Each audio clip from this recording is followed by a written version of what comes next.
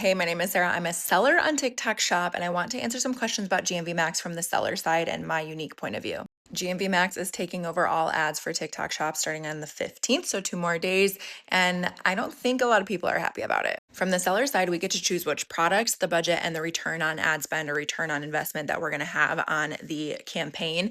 And GMV Max just won't spend if it doesn't think that we're going to get that ROI. Can't really force it to spend unless we lower the ROI, which means it's not profitable for the business, which means we would go out of business if we continued to spend hundreds of thousands of dollars on ads that don't see a return. But as affiliates, here's a couple of tips of what you can ask of sellers, and they may or may not be willing to share it with you. As a seller, I would share it with any of our affiliates if they're seeing different data. On the seller side on GMV Max, we can see individual GMV per video. I can't see it per creator for if you make multiple videos for that same product, but I can see it per video. You want to ask the seller what the GMV was that they're seeing on their ad reporting side for the specific dates in mind. So we can do last 7 days, we can do last 30 days, we can do a custom date range. You just need to make sure that you're filtering the same dates and data that the seller is filtering to. Keep in mind, returns and cancellations might make this data slightly off, but if you're not like pretty close, then I would discuss with the seller if they'd be willing to do an off-platform commission. Okay, so in this GMV Max campaign, I only have one product. We have 2,060 creatives made of this product and only 45 delivering ads on it. 2 are in the learning phase, which means it's going to test them and see if it's going to deliver.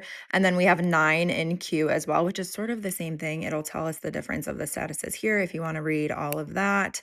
It will prompt us to get authorization for ads that you guys don't have affiliate mass authorization on. But honestly, as a seller, I'd recommend that you give us mass auth. Here's one that we have the video code. Here's one that we have mass auth. As you can see, Life's Red, she's amazing. She's done multiple videos for us. And this video she posted over a year ago or just about a year ago, and she's still having GMV on it. So scrolling to the side, left and right, we can see the status of the ad, but I can also see the revenue that the ads are bringing in for a specific time period, the amount of ad impression views that we've had, and the conversion basically. Now, what you guys were all questioning with the product card sales, product cards, we have no information on at all. We cannot see which affiliate that attributed to.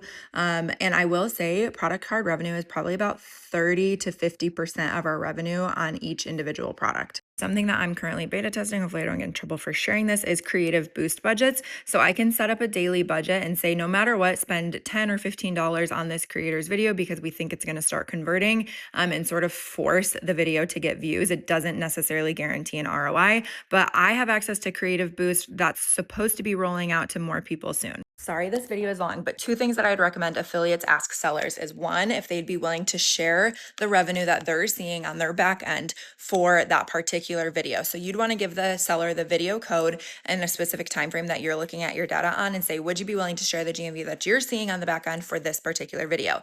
And then the second thing that I would ask them is if you make a really good video and you're like, this should convert, it should get me sales, ask them if they have access to Creative Boost in GMV Max and if they'd be willing to put a daily budget for 5 or 7 days behind it to test it and sort of like force it through that learning and in queue phase, because really very few creatives are actually picked up for GMV Max lately. Interesting update. Before I posted this, I wanted to double check my dates, and it's now saying starting August 5th, GMV Max is going to be the only ads that we have access to. So they did delay it about 2 to 3 weeks. So I'm interested to learn if that is due to the issues that we've all been seeing or if that'll get delayed again. But right now the date is saying August 5th. And that is pulled directly from our ads manager where I went to go create a new ad, and it says that starting August 5th, custom shop ads will no longer be available and that GMV Max is going to be the only option for sellers to use. Okay, drop your questions if you have any. I'm happy to answer.